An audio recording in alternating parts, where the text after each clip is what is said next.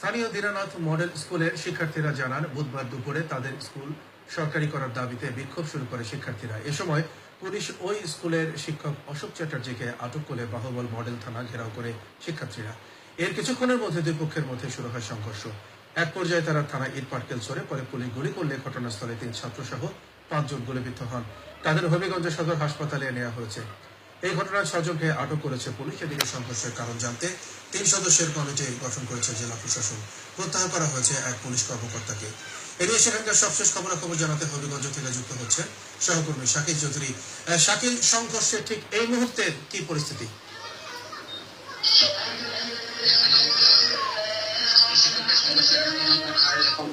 বিরাজ করছে। আসলে ছাত্ররা যা তাদের যার বক্তব্য তুলে চলে গেছেন। আসলে পুলিশ সুপার তোমার ঘটনাস্থলে আসার পরই আসলে